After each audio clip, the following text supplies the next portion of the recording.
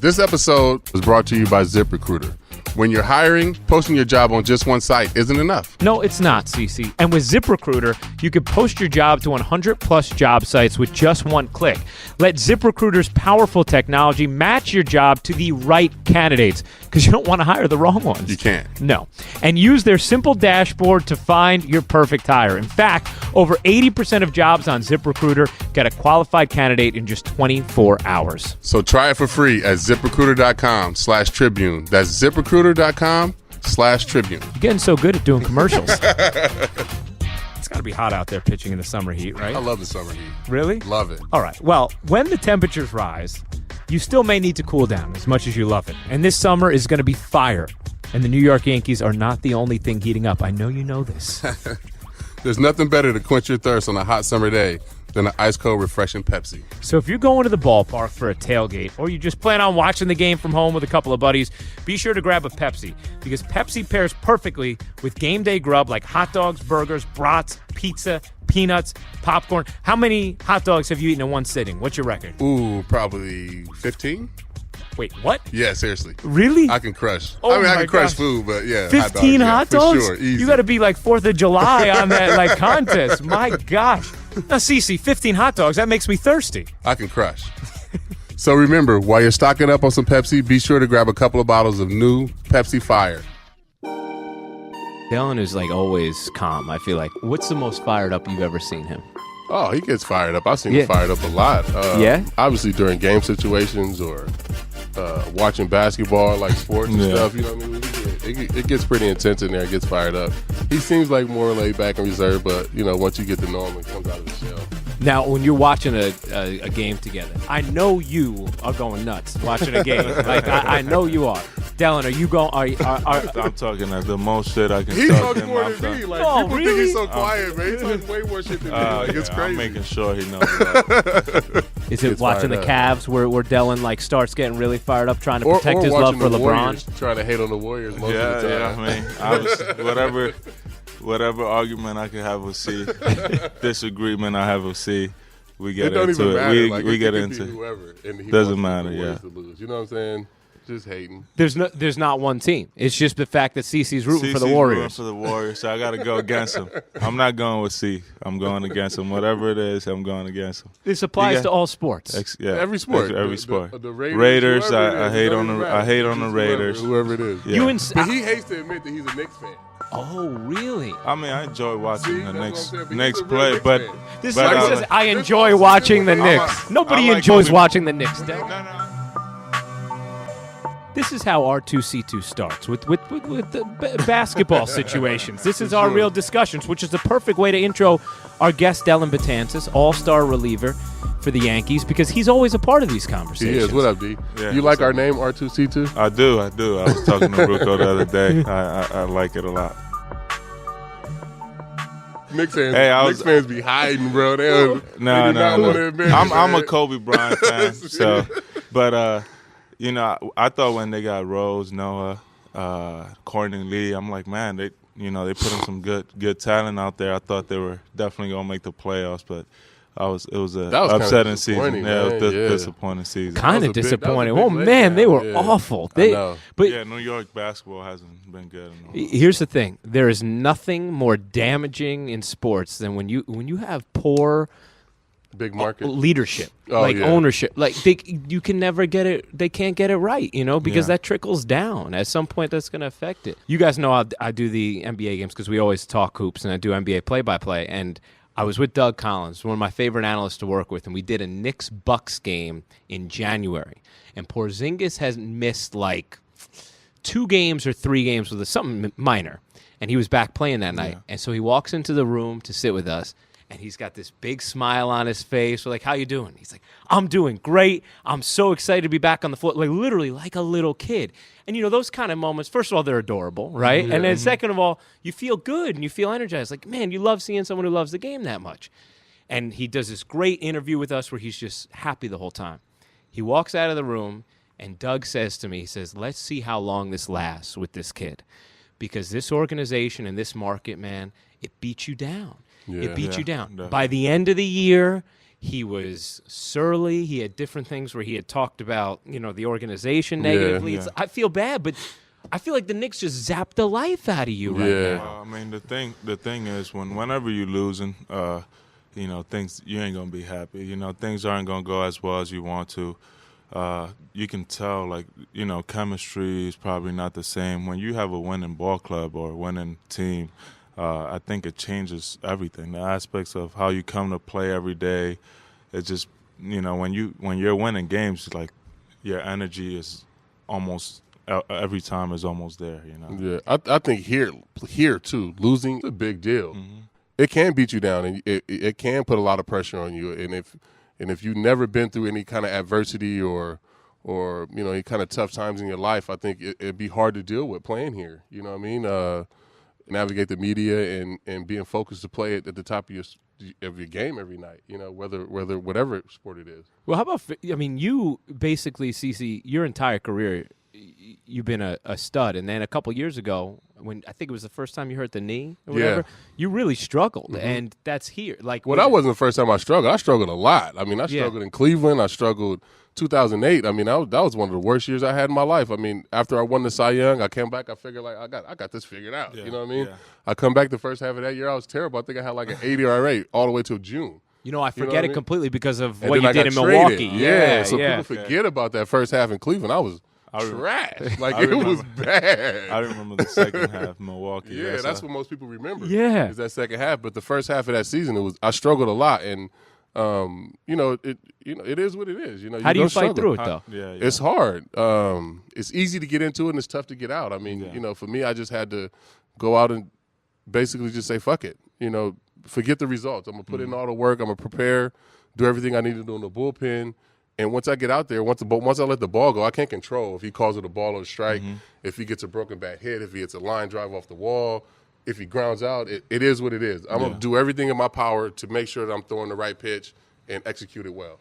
Who helps you when you're in those times, Dellin, where you feel like you're in a little rut? For me, it's just having that confidence. Being a reliever, you're out there as much as you're out there probably 2 or 3 times every 5 days, and you can easily forget about that. One of the things I learned is just having that short-term memory. You don't want to dwell on the bad. You want to be able to move on. The sun's going to come out the next day, and just go out there and when you get that chance to pitch again, just believe in the stuff you have. Go out there and try to execute the pitches the way you want to. I mean, it wasn't easy for me. I learned the hard way. I've had my struggles in the minor leagues, and I felt like I just one start after the other, I just let that pressure get to me. Like I felt like I was so close to being in the big leagues, but I wanted to do so much, and bad start after bad start, it was like, man, I just need a couple good ones, and I'm back on track instead of just focusing on what I needed to do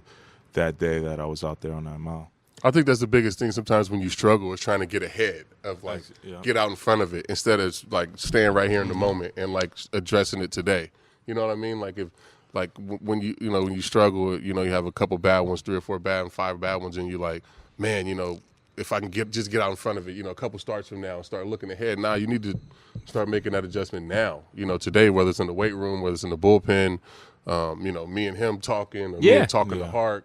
All that stuff helps, you know what I'm saying? So I think that's the biggest thing is when you struggle is to make sure that you focus and lock it in for that day instead of trying to get too far ahead. You've called him your little brother before, right?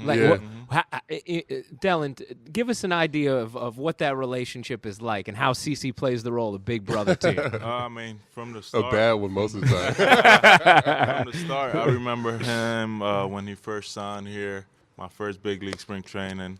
He always, try to make the young guys feel, as comfortable as they can in a big league clubhouse. Obviously, you're starstruck seeing all these guys that you admire watching either pitch or play, and now you're in the same room, and he just tries to make you feel like, we're all the same. That's the way I see it. But at that time, you don't see it that way. And, for me, my first start here and my first time I pitched in 2011, I walked the house, I came in, I was so nervous, adrenaline pumping. I was so nervous. I didn't know what to do. I came in there, it wasn't good for me. And I remember after the game, I got a text message from CC. He's like, "Hey, don't worry about it. It's your first time. Congratulations.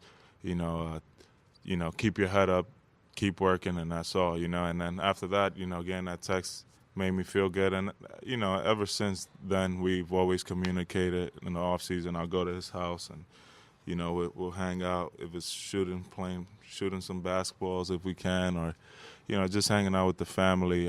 We've always had that relationship. Whenever I need advice, I go to him, vice versa. So, we've always had that good relationship. And tall dudes stick together, right? Yeah, man. It was like, yeah, just right off the bat, we kind of had that connection.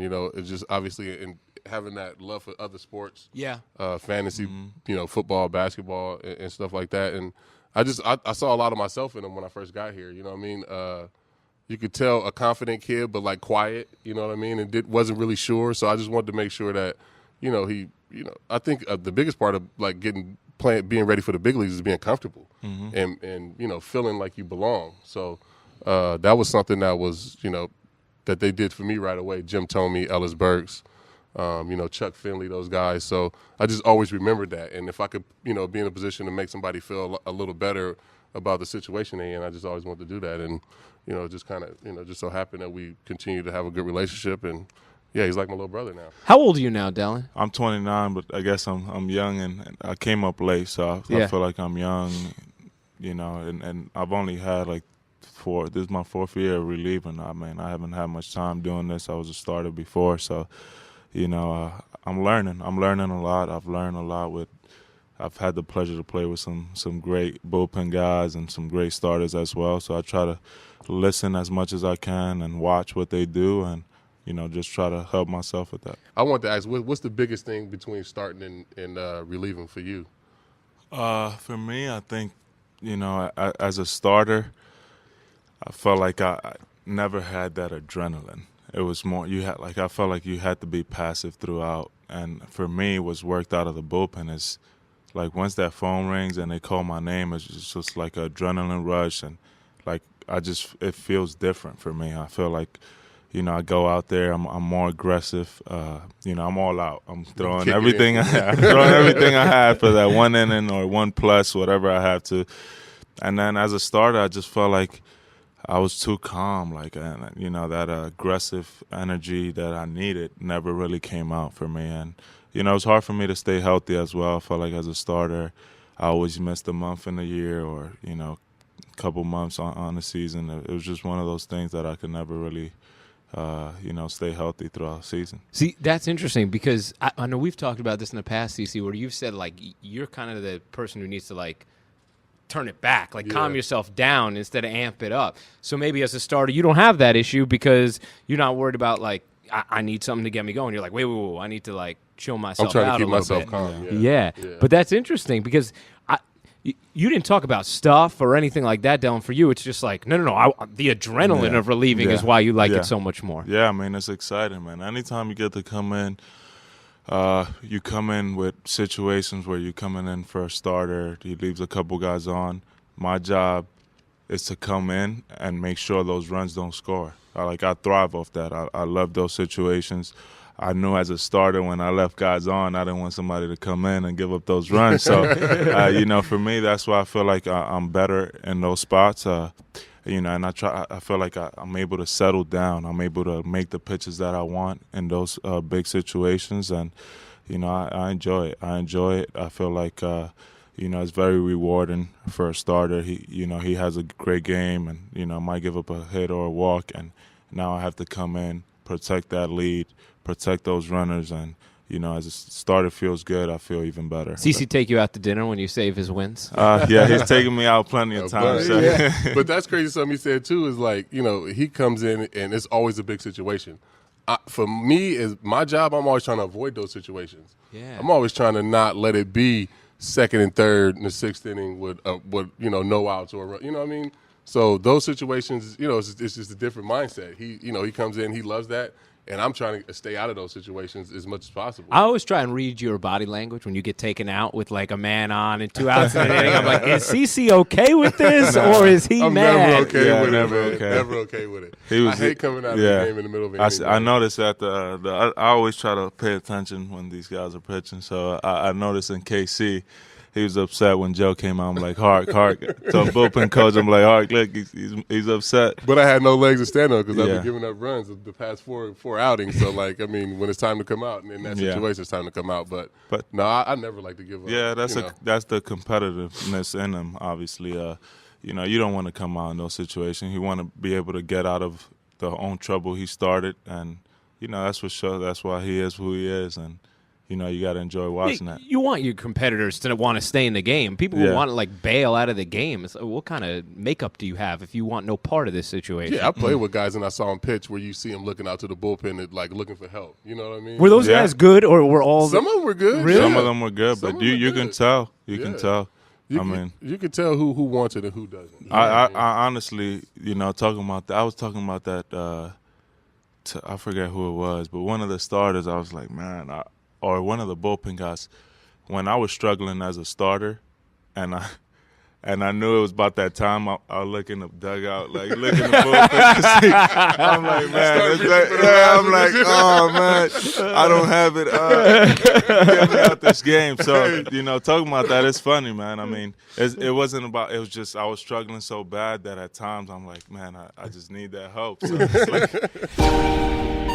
when you're hiring, posting your job on just one site isn't enough. CC, with ZipRecruiter, you can post your job to 100-plus job sites with just one click. Then their powerful technology efficiently matches the right people to your job better than anyone else. That's why ZipRecruiter is different. Unlike other job sites, ZipRecruiter doesn't depend on candidates finding you.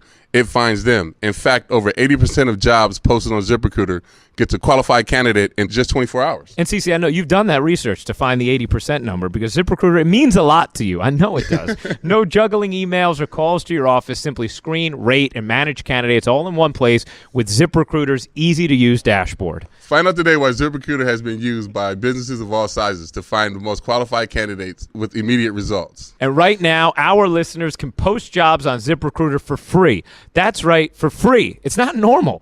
We're giving you a great deal. So just go to ZipRecruiter.com/Tribune. That's ZipRecruiter.com/Tribune. One more time to try it for free, go to ZipRecruiter.com/Tribune. We need to break down Dellin's like big strikeout celebration because I was talking with him about this the other day. To me, it looks like Dellin's like about to give a big fist pump and then he's like, wait. And just like calms himself and like does this little like I almost want to call it a prance. It's know what I'm saying? I guess it's like a little like bunny hop. It's depends, whatever comes out on the day. It's always something different though. You know what I mean? Which is dope. I know. I feel like you wanna. I always feel like he's like about to let go of like a Jabba fist pump, and then he like, and then you just like drop yourself and just don't do it. I guess like I said the other day, I try not to show my emotions as much. I don't want to show anybody up, but there's some exciting moments that you get yourself pumped, and I don't know. I guess I calm myself down in the midst, but I enjoy doing different stuff every time I'm out there. Now you got married this offseason. Yes. You at the wedding, CC? I was there. Yeah, it was a dope wedding. Was it? Yeah. Were you nervous? I was nervous. I was nervous. I didn't sleep. I couldn't sleep the night before, man. We decided to stay at the Marriott Hotel on Teaneck. Yeah. And we stayed in separate rooms. And, I couldn't sleep that night. My sister came. She stood in one of the rooms. We had like a big suite, three different rooms that connected. Sister, cousin, bridesmaids. They stayed in one of the rooms helping Janessa out. And I was trying to sleep. I didn't go to sleep till like 3 in the morning. No, I was by myself. Yeah, but I didn't go to sleep till like 3 in the morning. I had to get up early. I was nervous the whole day until like once we were at the ceremony, then I was fine. What about like standing there watching her come down? Was that that was nerve. That's when I started sweating the most, bro. Really? So you're nervous for her or for yourself? I was nervous for him at the wedding. Yes. I told Amber that. But at my own wedding, when she started walking down the aisles, when I really started sweating. I was making sure no tears came down. I'm like, man, just hold it in, stay strong. You know what's crazy is you try to be like, but like, if you would have cried, everybody would be like, oh, you know what I'm saying? Yeah, I know. But I was like, man, I can't do it. She told me, she's like, make sure you don't cry. I don't want this makeup. Because if you cry, she's crying. Yep. Did you cry, Cece, when Amber walked down the aisle? I was too nervous. I was just, I was just sweating. See, as someone who's not yet married yet, although I certainly hope this podcast and you guys as my new wingman is going to lead me to that road at some point. But what... like, are you nervous about? I mean, you're not nervous like, oh, I'm making the wrong choice. You're nervous about what? Just like just this big moment. Big moment, big day. You have so many people there. It's just a big day. You finally realize you're marrying the person you love and you're gonna spend the rest of your life with. I mean, but it's more. I think it's more of the moment. Like just everyone there watching you. Yeah, and you're in the middle. Because it's all about you guys. You know what I'm saying? Yeah. And I like that. I don't like that. If I'm not on the field, I don't. Yeah, I was gonna say kind of like standing on the mound in front of 50,000 people. In front of Yankee Stadium, but like you just don't want to mess it up. I didn't want to say the wrong words. Yeah. Like when the pastor was telling us to recite the words, I was whispering because I was making sure that I had it right. You know what I mean? I make sure I told the pastor, I was like, make sure you talk loud enough so I can hear you. The height difference was. You get nervous, man. It's not nervous about who you like. You obviously made the right choice. You get married and stuff, but it's just you don't want to mess up the moment, man. And everything is such a big deal, and it's on video, and you just don't want to. You don't want to mess that up. You prepare so long for that one big day, and then everyone is there to watch it. So but like this is a little insight. Like it was a big day for you. Like you were excited about the wedding, right? Oh yeah, that was all me. Like Janissa wanted everything. You planned it. He planned it. Yeah, well, I helped her throughout. She was in charge of everything, but she always wanted something small. So for me, it's like, I got to do something big for you. Like I come from a big family. I want everybody to be there.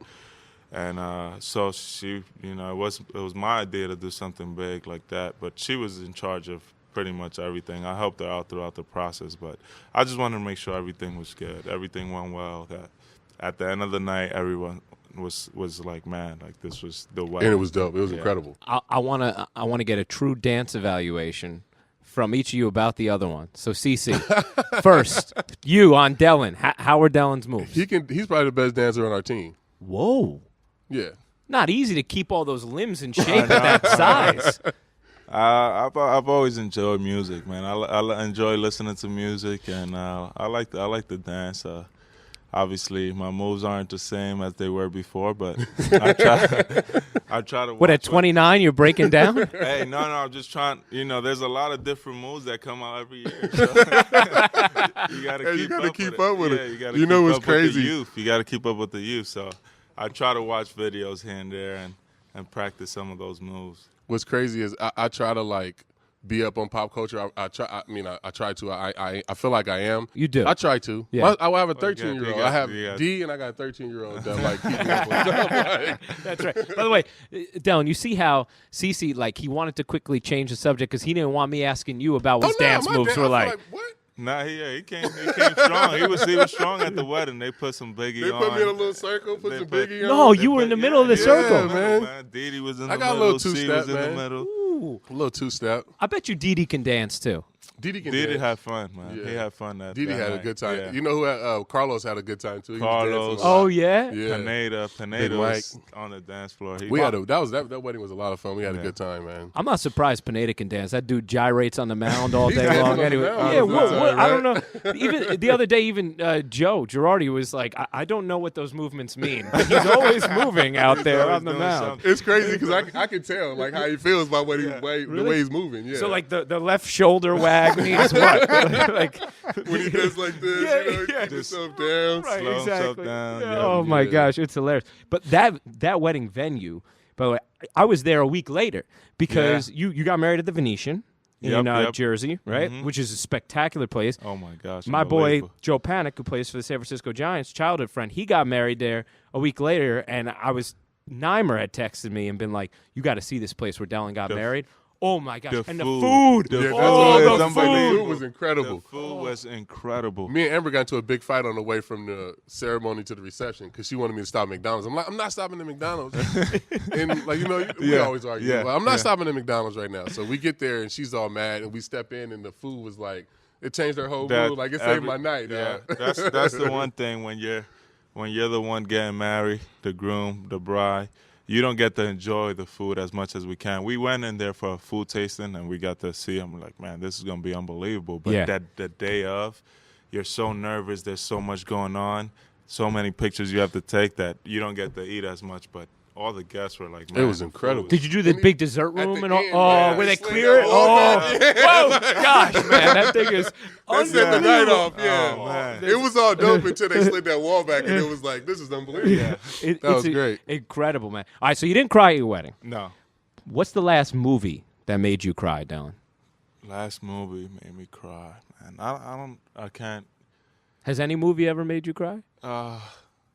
It can be an embarrassing one. We encourage that here. Maybe a long time ago when I was a kid. Maybe Titanic. That's one that comes up to mind. All right. Yeah. Okay. I wasn't think you were going to say Titanic. I mean, you cried at Titanic? But that was a long time ago. Were you with like your 5th grade girlfriend at that movie or something? I mean, that was so long ago.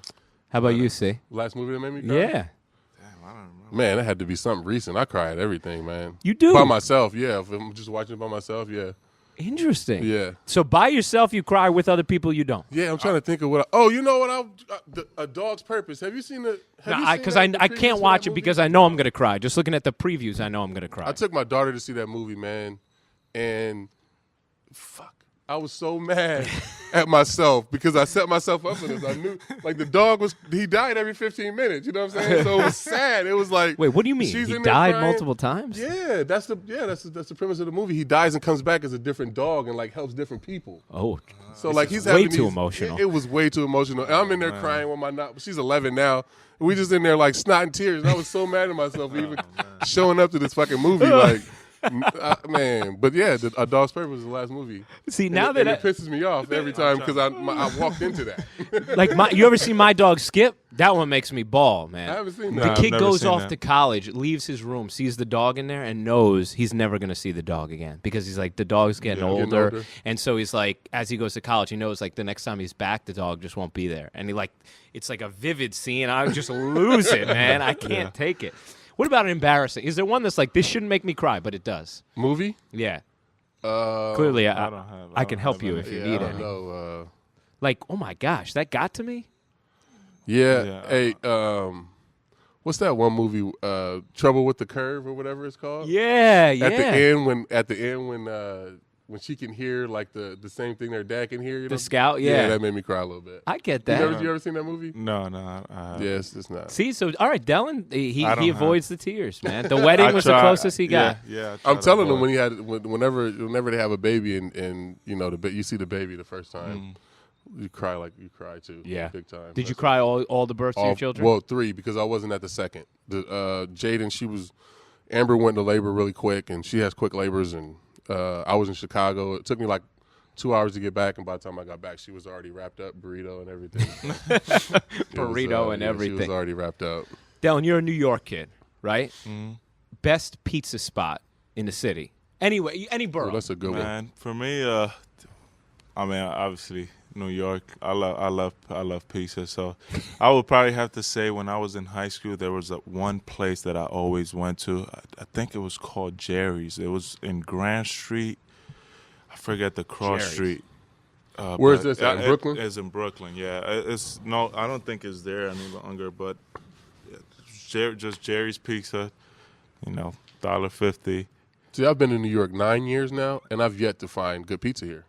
No.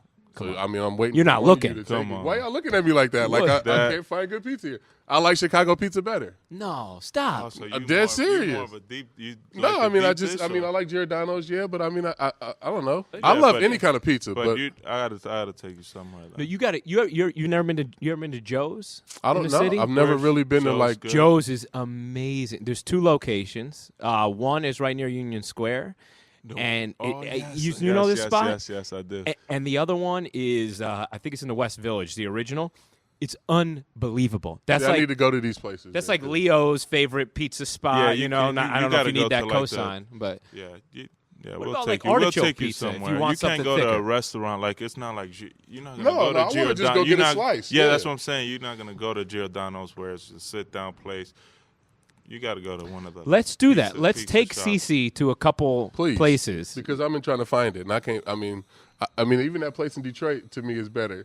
No, Which oh one? But they man, bring you're it to the hurting the clubhouse soul to of do every it. New That's- Yorker. That's yeah, deep that's dish. Giordano's though. I think Oh, that's is it? they bring it Okay. from Giordano's. Yeah. Yeah. I like the deep dish, but like So New you York more- pizza's you more- you amazing. like No, the it don't matter. sauce, I like eat a- anything. You know me. I mean, it don't matter. I just want a good pizza. Like if it's We'll take you Good somewhere. crust, We got to good take pizza. we got. like- We'll come up with. You know, that's what for my 30th birthday party. That's what I did. Really? I did a pizza party, man. That was the goal because I just. for the invite, I bro. need to come. I need to come to those parties. I need to come to Thanks those for the parties. invite. You guys are always welcome. You know that. You're always welcome. You guys are too busy to show up to the pizza party. never right? know. I'll the show- invite, if it's man. pizza, The I'm pizza sh- might have if it's got you pizza, there. I'm showing up. Now, how about Dellin? You're also Dominican, right? Yeah. Give us a good Dominican spot somewhere in the area for food. There's a spot that I always went to. There's a lot of great Dominican restaurants, obviously, and I was born in Washington Heights, grew up in the Lower Side, but there's a spot I always went to. It's called El Caridad. It's on 190th and St. Nick's, and it's called Caridad, and a lot like the menu is based off like David Ortiz, his favorite dish. Nice. So I've always went there when I was a kid. But so is there a Dellin Betances dish now at this place? Yeah. For How about me, I that? think- yeah, there is. What's the dish, Somebody though? sent me a picture. It's like yellow rice with pork chops. Yellow rice, That pork shit sound, that chops. sounds yeah. good. See, I love Cece's Instagram, his personal Instagram, which account we will not reveal the handle of. It usually features 2 meals a day at Yes, least. Yeah. I'm a foodie, man, big time. No doubt. Well, this is the city to be in. We just went in KC the other day to one of my favorite restaurants. 2 of them actually, Peachtree Soul Food Place. Oh yeah. We went there during the day for Unbelievable. It's unbelievable food, but like you can't move after. After Paralyzed. you eat, you're paralyzed Man. for the next 2 or 3 hours. Yeah, I almost felt bad for him. I'm glad he had to pitch that night. Did you pitch that night? I did. You did.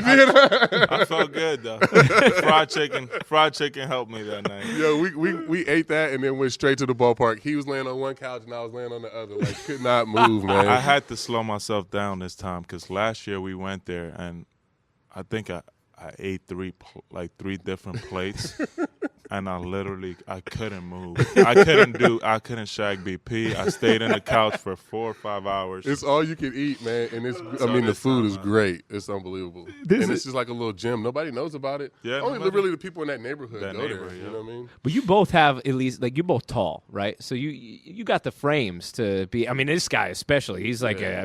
I don't know where the heck it goes. He's like a tall, slightly fella. I know, but right? You can do it. You're able to actually consume it.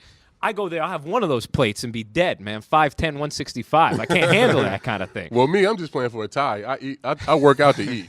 Like it, you know, what I mean, I get on the treadmill and do all that stuff so I can eat what I want. But you know what? I always feel like it must have been the most happy moment of your career when you lost the weight and you didn't pitch as well. Right? That was great. Because it was- That's always my excuse now. Yeah. No. I pitched You gotta better keep- when I got keep this it belly, When I'm man. heavy, man. Keep the weight on, man. Yeah, Keep that the was- weight that on. was the There's best thing more that could've power. happened. More power. I can remember like when I used to have my radio show, I got into a huge argument with my old co-host about this. Like, and he's like, I'm, not to put you on the spot with this, Yeah, CC, okay. but we have no formalities on this podcast. He's like, CC should be losing this weight. I'm like, the dude's 21-7. I don't care what he eats. He can do whatever he wants. I'm like, here's the other thing. Sometimes mechanically or your body type, like an offensive lineman shouldn't be skinny. Yeah. Like for CC, I think he needs that weight. I just lost Yeah. power, man. Like it wasn't even. I just was weak. I had no grip strength. I couldn't grip a fastball. Like it was just, I just lost all my power. It was weird. Yeah, I mean, it was the best thing that could have happened to me. And even sometimes in my head, I'm thinking, damn, like, should I, I could lose some weight, like, be a little healthier, I guess, whatever you want to call it. But no, I mean, screw that. You know what I'm saying? Like, it didn't work. So I'm good now. When you lose so much weight rapidly, like, and you're not used to pitching at that weight, I think, it has to affect you. I felt like I was falling off the ground all over the place. You know what I mean? Like, that was not a good feeling. There's one spring training. I tried one off season. I think it was pitched 2014 season here, and I usually gain weight in season. I'm the guy, a lot of late night eating. So right. But he's always worried about his weight. So I gained so much weight in a season. So I'm like, I got to lose this weight. So I lost like probably 15, 20 pounds in a month. And then I came in the spring training that year. I felt weak, man. I was throwing like 87, 89. Whoa. That was a big deal, too. That was that year everybody was talking about his velocity. So I was like, man. So slowly I started gaining the weight back, and, spring kept going, and I felt stronger and stronger. So I'm like, you know what? I'm not losing that much weight that fast. Yeah, I think, and plus we so big. Like if I was to go on a diet, I would lose 30 pounds just like that. Yeah, you know what I'm saying? Just because I have so much extra. It's got to be the greatest feeling in the world. Like, I have to eat this for work. Yeah, I need to have this meal for work. By the way, the other day, because when I do the sideline reporting role, if you guys are winning, the 9th inning I spend in the camera well. So I'm watching Dellin from down there. Good gosh, filthy, man. Like, how – I know you were talking about before, even his first start ever where he walked everybody, he's throwing cheese. I'm sitting down there like, I cannot imagine trying to hit this guy right now. It is nasty watching him. Yeah, well, everything is – pitches are great, but just the way he throws. I mean, playing catch with him is hard too. Is it? Yeah, we play catch indoors in the offseason sometimes. I'm like, nah, I'm good. Because he throws the ball – he lets it go from back here. It's like it's different release point than anyone hard else. For you to see? It's way harder for you to see, and he hides it. So it's like, I mean, I couldn't imagine trying to face you either, man. It's crazy. Yeah, I mean, talking about playing catch, man, last couple of days, Shreve changed partners, and Chad Green. I seen that. I seen Shreve playing catch with you the other day. I'm like, this ain't gonna work. I'm thinking to myself, I'm like, man, is it that bad? Like, it's not bad. It's good. Like, it's like, but you just can't see it. Yeah, but I felt bad. Like, man, 2 guys in 2 different days, bro. Like, I gotta wait for Chapman to come back. That's my throwing partner. When I seen Shriver trying to catch you, I was like, oh, that ain't gonna last long. Yeah. No one wants to play catch with you, Dellin. No. Or Chapman. I mean, so that's me and Chapman play catch. We're good. Match made in heaven. Yeah. I could see Dellin being a regular guest on the podcast, can't you? Yeah, for sure. This was awesome, fun. man. This was fun. Yeah. A lot of fun. I enjoyed it, man. Thank you for hanging out. Yeah, no problem. Our next mission, take Cece to a good pizza spot. Please. That's it. Yes. We gotta find something for him. He can't. I mean, New York pizza. It's been 9 years now. I'm just saying. That's all I hear about is New York pizza. It's been too long. It's time. That's the next goal. Thank you, man.